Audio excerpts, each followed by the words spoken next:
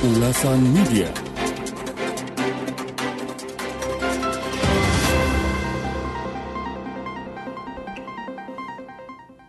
Dakta Radio bijak berinformasi, cerdas berinteraksi.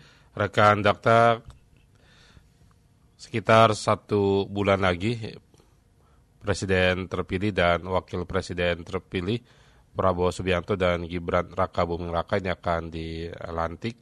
Jelang pelantikan tersebut, kita disajikan dengan sejumlah informasi pertemuan para elit politik yang beberapa waktu lalu sudah dilakukan. SBY menyambangi Presiden terpilih Prabowo Subianto dan pada Sabtu kemarin Presiden ke-6 Susilo Bambang Yudhoyono atau SBY menyambangi Presiden Jokowi di Istana Merdeka. Dan rencana ini juga tengah dilakukan dengan Prabowo yang akan bertemu dengan Megawati Soekarno Putri. Seperti apa rekan Dakta dan apa yang terjadi dari dinamika ini? Apakah mungkin nanti pada pemerintahan Prabowo bahwa PDIP akan masuk dalam pemerintahan Prabowo Gibran? Kita akan membahasnya rekan dalam segmen ulasan media. Sudah tersambung bersama wartawan senior sekaligus penulis buku autobiografi Cahya Gunawan. Assalamualaikum warahmatullahi wabarakatuh. Selamat pagi Pak Cahya. Waalaikumsalam warahmatullahi wabarakatuh. Selamat pagi Bang Jait. Baik, selamat pagi Bapak. Pak Cahya, beberapa waktu lalu SBY sudah menyambangi Presiden terpilih Prabowo Subianto dan pada Sabtu kemarin SBY menyambangi Presiden Jokowi dan sepakat untuk mengawal pemerintahan pada kepemimpinan Prabowo ini agar terus solid dan maju. Pak Cahya membacanya dari dua pertemuan ini, apa sesungguhnya yang sedang dimainkan oleh elit bangsa kita ini, Pak? Ya, saya kira pertemuan para tokoh politik senior ya, Pak SBY dengan Prabowo dengan Jokowi itu baik ya, merupakan sinyal yang baik. Tapi mudah-mudahan lebih baik lagi kalau misalnya rencana pertemuan Prabowo dengan Megawati bisa terwujud. Jadi ini untuk memberikan sinyal lah kepada masyarakat bahwa di antara tokoh-tokoh politik itu, pimpinan partai politik itu tidak menjadi, artinya bisa berjalan baik lah kira-kira, tidak dikesankan ada gesekan gitu. Nah, memang kan sejak awal Pak Prabowo Presiden terpilih menghendaki semua unsur di pemerintahan ini, terutama partai politik, bisa bergabung untuk membangun bersama-sama Indonesia ke depan. Kira-kira filosofinya begitu. Nah, jadi rangkaian-rangkaian pertemuan itu dimaksudkan untuk itu. Dan beberapa waktu lalu kan juga Prabowo itu bertemu juga dengan Susi Pujiastuti ya, mantan Menteri Kelautan di di Pangandaran. Itu juga di luar dadakan juga. Artinya walaupun Ibu Susi ini bukan pimpinan partai politik, tapi dia dalam hal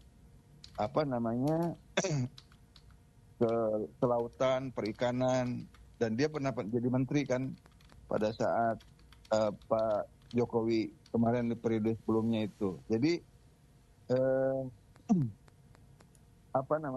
rencana atau sinyal pertemuan Prabowo dengan Megawati itu juga sudah diberikan isyarat juga oleh Puan Maharani sebagai salah satu elit di partai PDIP yang kemungkinan itu bisa terjadi, katanya begitu. Nah, cuma sekarang kan Ibu Megawatinya masih di Uzbekistan, lagi ziarah, napaktilas ke makam Imam Bukhari. Jadi dulu kan Imam Bukhari itu makamnya diminta oleh Pak Soekarno, Presiden RI pertama, sebagai syarat. Dia waktu itu ingin bertemu ke Rusia, tapi Presiden Rusia diminta, waktu itu masih Uni Soviet ya, diminta untuk menemukan dan makam Imam Bukhari ini, dan sampai sekarang kira-kira gitu. Dan tapi situasinya waktu itu ketegangan antara Barat dan Timur Rusia dengan Amerika tuh lagi betul-betul sangat tegang. Jadi Rusia butuh Indonesia untuk menjadi mitranya lah kira-kira gitu. Tapi Soekarno meminta syarat supaya makam Imam Bukhari itu ditemukan dan dijadikan dipelihara lah kira-kira gitu ya, diurus oleh Rusia. Nah itu kira-kira sepintas tentang itu. Nah kembali ke rencana pertemuan Prabowo Subianto dengan Megawati, saya kira kemungkinan kalau misalnya itu dilakukan sebelum pelantikan nanti 20 Oktober 2024 itu lebih bagus. Jadi bisa saja nanti walaupun ada rencananya PDIP akan menjadi partai oposisi, bisa aja bahkan nanti bergabung juga gitu. Jadi kan oposisinya itu beda dengan pengertian demokrasi di negara-negara barat ya. Kalau di negara barat itu oposisi betul-betul di luar pemerintahan. Nah di sini itu oposisi semu gitu. Prabowo mungkin inginnya itu ya bolehlah melakukan kritik atau menjadi oposisi tapi di parlemen. Tapi itu pun oposisi yang tidak betul-betul berseberangan dengan pemerintah. Jadi kalau lihat rencana kebijakannya itu Prabowo ingin semua pihak itu terlibat dan bersama-sama membuat kebijakan-kebijakan Indonesia ke depan. Saya kira itu, Bang Jaid. Baik, dengan rencana PDIP gabung dengan pemerintahan Prabowo Gibran, artinya dengan isu yang sebelumnya bahwa PDIP akan berada di luar pemerintahan dan rencana menjadi bagian dari koalisi pemerintahan di Prabowo Gibran, ini akan segera terwujud, Pak? Ya, sebenarnya kepentingan politik dari presiden terpilih dalam hal ini Prabowo ini adalah kan PDIP sebagai partai pemenang pemilu dan kursi terbanyak di parlemen, jadi punya kepentingan untuk bisa merangkul PDIP. Jadi ini penting ke depannya supaya rencana-rencana kebijakan yang akan disusun oleh Prabowo ini mendapat dukungan dari parlemen, terutama partai peraih suara terbanyak yaitu PDIP. Kan sebenarnya inti tujuan politiknya itu. Yeah. Nah, tapi sekali lagi jangan sampai seperti selama ini. Jadi tidak ada check and balance gitu. Jadi tidak ada cross check dari DPR. Jadi jangan sampai DPR yang harusnya berfungsi sebagai penyeimbang pemerintah itu harus tetap jalan walaupun misalnya nanti PDIP bergabung dengan pemerintahan Prabowo gitu. Tapi di parlemen tetap harus fungsi DPR, terutama dalam hal ini PDIP sebagai peraih suara terbanyak, harus berperan sebagaimana seharusnya. Jadi DPR itu bukan hanya menyusun anggaran dan undang-undang, tapi juga bisa berperan sebagai lembaga yang kritis terhadap kebijakan pemerintah gitu. Karena kan ada banyak rencana-rencana Prabowo, misalnya tentang makan siang gratis atau istilahnya sekarang makan pagi ya bergizi. Bermanfaat, bergizi lah kira-kira gitu. Dan yang lain yang saya tahu dari APBN 2025 itu kan sebelumnya diwacanakan PPN atau pajak pertambahan nilai itu akan naik ya Bang Jaid, dari 11% jadi 12%, tapi itu ternyata batal, nggak jadi.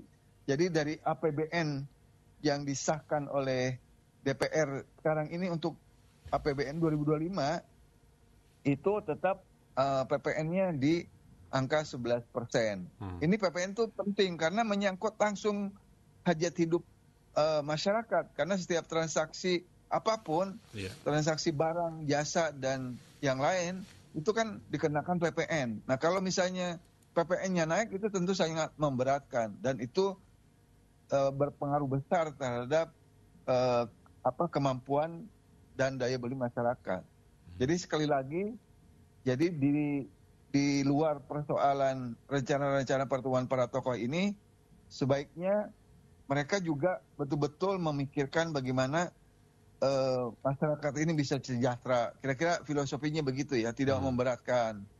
Ini kan banyak pekerjaan rumah yang harus ditanggung oleh Presiden terpilih Prabowo Gibran untuk menyelesaikan persoalan-persoalan yang ada sekarang. Ini kan misalnya di tengah utang luar negeri yang meningkat, yang sangat tinggi, bagaimana itu memikirkannya, pembayarannya, cicilannya, lalu yang lain-lainnya gitu. Nah, jadi beban-beban pembangunan itu jangan sampai kemudian memang Prabowo ini kan mau melanjutkan pembangunan yang sudah dilakukan oleh Pak Jokowi. Tapi jangan sampai kemudian malah semakin membebani masyarakat. Itu aja sebenarnya poinnya, Bang Jayed. Jadi di balik rencana-rencana pertemuan itu mudah-mudahan ada kabar positif bagi masyarakat. Yaitu kabar positifnya itu jangan sampai nanti keluar kebijakan-kebijakan yang justru sangat memberatkan rakyat gitu. Jadi harus ada dampak positifnya terhadap kehidupan masyarakat luas. Gitu Bang Jayed. Baik. Kalau pertemuan nanti misalnya terwujud, hubungan dengan Jokowi seperti apa Pak Cahaya Megawati ini?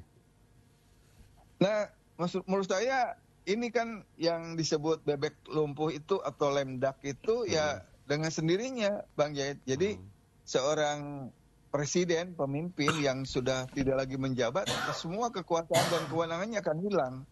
Apalagi Pak Jokowi kan rakyat biasa tadinya, bukan pimpinan partai. Jadi kalau jadi rakyat biasa, dia ya harus kembali menjadi civil society seperti semuanya. Cuma kan sekarang desakan dari rakyat itu agar presiden terpilih bisa mengadili Presiden Jokowi, karena selama 10 tahun beliau menjadi presiden sudah banyak kehancuran di mana-mana ya, kehancuran ekonomi, politik, dan kita menjadi rakyat ini menjadi korban dari kebohongan-kebohongan yang dilakukan oleh Pak Jokowi gitu. Banyaklah kalau kita sebutkan satu-satu ya, banyak dari pernyataan-pernyataannya yang tidak sesuai dengan tindakannya gitu ya. Terakhir ini itu jelas-jelas dalam undang-undang itu tidak dibolehkan ada ekspor pasir. Sekarang dibuka ekspor pasir. Udah 20 tahun loh ditutup, sekarang dibuka. Walaupun kemudian dengan dalih itu bukan pasir tapi sedimen. Ya sama aja sebenarnya itu. Nah itu aja udah bermasalah, itu belum melanggar undang-undang, belum hal-hal yang lain. Jadi nanti ada untuk memenuhi rasa keadilan masyarakat, itu Prabowo akan menghadapi tantangan itu, yaitu menghadapi tuntutan dari masyarakat luas agar Presiden Jokowi yang nanti sebentar lagi akan lengser bisa diadili. Sama seperti pada saat Orde Baru tumbang tahun 98. Begitu Pak Harto digantikan oleh Pak Habibie, rakyat waktu itu mendesak kepada Habibie supaya Pak Harto diadili. Nah ini kan nanti diadili aja, nanti soal terbukti atau tidaknya kan nanti proses hukum. Nah jadi memang ada tuntutan supaya rasa keadilan itu bisa terwujud di negara ini.